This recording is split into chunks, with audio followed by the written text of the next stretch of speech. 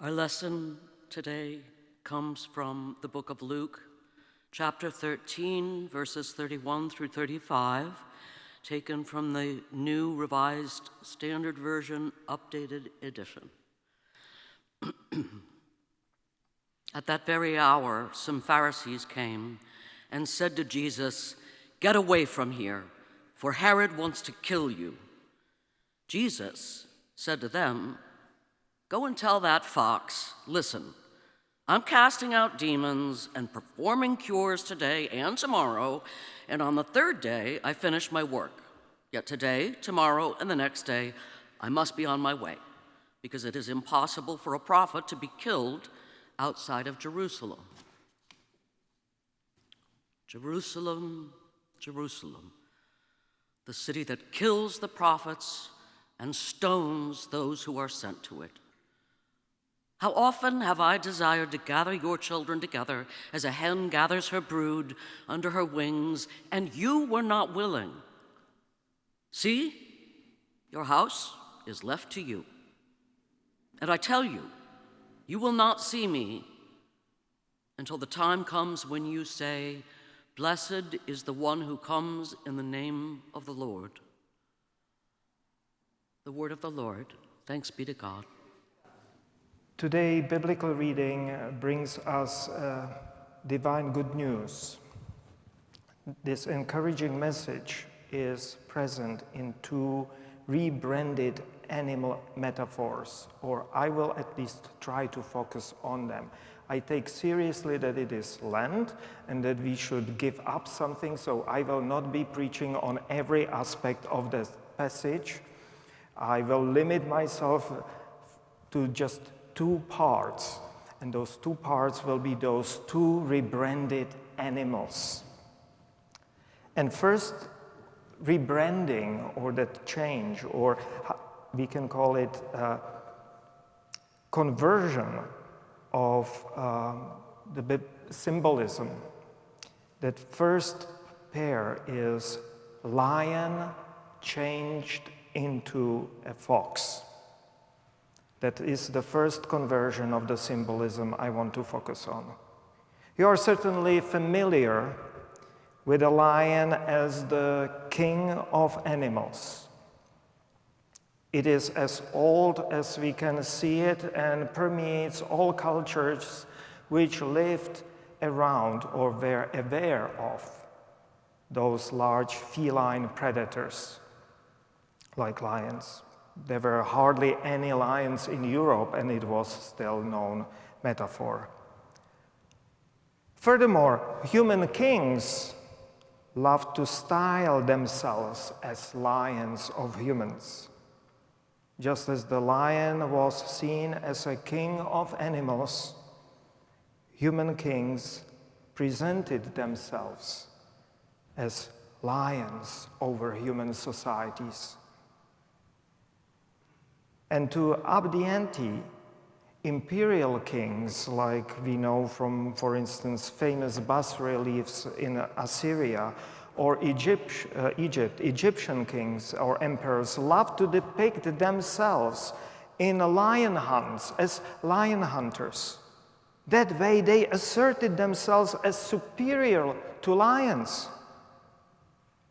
Kings or lions over human societies as well as over the nature.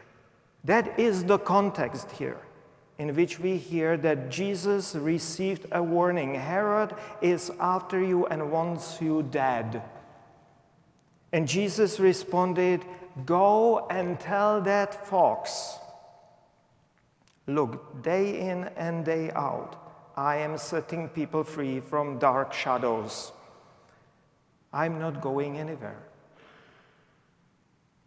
A number of artists misunderstood it to be about that Herod's outer appearance, about the color of his hair especially.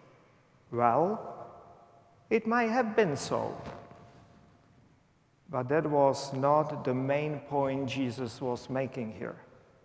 You need to understand that Herod Antipas was not of the true royal stock.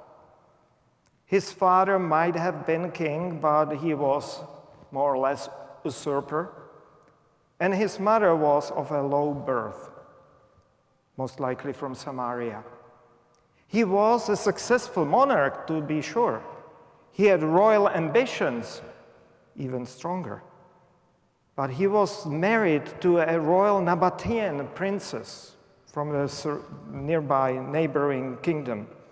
But then he divorced her to upgrade his royal pedigree. He married his half-brother wife because she descended more directly from Judean royal blood. So Herod Antipas certainly craved the image of a Lion of Judah. But in fact, he ruled over Galilee and Perea. He was a petty monarch in sticks. Not a mighty noble lion, he was just a sly fox, stealing hens and making himself rich by robbing little guys in Galilee, farmers and fishermen. That was itself part of Jesus' exorcism and healing, if you think about it. First step of healing people and society is to dispel these dark, debilitating fears. And sarcasm and humor is a great tool. Herod Antipas is not a lion, but yapping fox. A petty, crafty, orange criminal. That's what he is. And we can hear it ourselves. Now, second conversion of those animals is different but similar. And we go from eagle into a hen. Now we are moving to that second symbolic rebranding. The second conversion of the symbols is that of an eagle into a hen. This time it is not a parody. In case of Herod Antipas, it was parody. This time it is something more noble, more hopeful, and more loving. You certainly know or heard the hymn On Eagle's Wings. Am I right? That refrain is actually a loose quotation from Deuteronomy, from the Bible, from the books of Moses. Deuteronomy 32:11. Yahweh is portrayed there now like this: like an eagle hovering over his nest, providing shade for his young, then spreading his wings, lifting them into the air, teaching them to fly. That is a beautiful image based on keen observation of nature. Oh, Arun is greeting us. That's so beautiful. Just talking about caring for the young ones, so it's so great. And I was lucky, now we can observe it, mom caring for a baby there, but I was lucky to observe that in a bird version, observing it and even to photograph it. When I saw a caracara bird, it's an imposing eagle in Arizona and in Mexico, and original eagle on a Mexican flag. And I observed that that bird on a nest which was built on a saguaro near Tucson. The one of adults was out hunting, and the other was feeding chicks and protecting them, giving them shade, because under that very biting sun of Arizona, it was definitely needed. It was protecting them from that stinging sonoran sang. It is a beautiful image of God protecting and caring for God's people.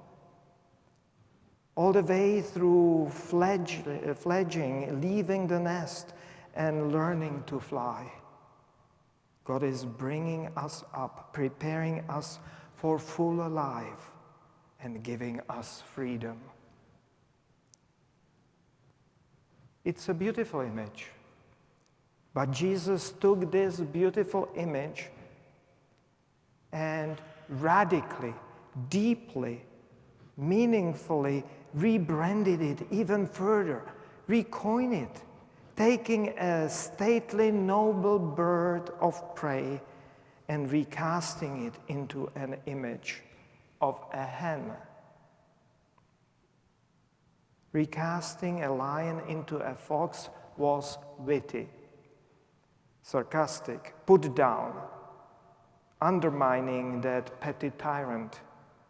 Recasting an eagle into a hen was different purpose. It preserves all the aspects of loving care and protection of the original image, if you pay attention. But it is an intentional theological provocation with a glorious message, I would claim. In Jesus and in his teaching, God is not a fierce alpha predator on wings. God comes down to be with us, to be one of us here on earth. Yet, a hen can protect its chicks with the same fearlessness. Hens are said to be stupid, but I observed wild chicks or chickens in Molokai, in Hawaii, where they were feral chickens. They escaped at one storm and now are living out in the wild. And that one particular hen kept teaching her chicks all they needed to know, while I would bet she was counting all her chicks all the time. You know, you tell me that chicks cannot count. I saw it. She constantly knew where her little ones were all around. And when cat appeared from a nearby house, she gathered them in an instant under her wings. And please note the gender of those pronouns. That's another Jesus' gentle provocation. The Hebrew Bible speaks about a male eagle. I intentionally translated it there, in Deuteronomy. Deuteronomy 32:11. It speaks about male eagle. But here, Jesus portrays God as a hen, patently female. That is another beautiful reminder of God's motherly love. Do you realize how radical this theology is, which is presented to us? When we were picking hymns for this service on Wednesday with Gabriel, I asked Gabriel whether he knows about any hymn which portrays God as a hen. No. He said, no, not to my knowledge. And I know only about one traditional, now more than a century-old evening prayer in my native Czech, which is about hen gathering its young under wings, and that we look forward to be like those chicks under the protective wings of our God. That is our ongoing problem, dear friends, this radical theology of Jesus, that it is being downgraded in churches and places of worship. We have many hymns alluding to God as an eagle. Yeah, because we like that powerful image, almost like our federal seal or presidential seal as well. Top winged predator. And we do not have a single one with God as a hen. 2,000 years later, Jesus remains radical, still provocative, still, I would claim, misunderstood, still not really listened to, as if people did not really want to hear the deepest and dearest, most loving message about God's maternal, self-giving, caring love. In Molokai, I observed how quickly little chicks can find their way under their mother's wings. Can people, can we be at least as clever as those chicks to find our safety under God's protective and loving wings? Amen.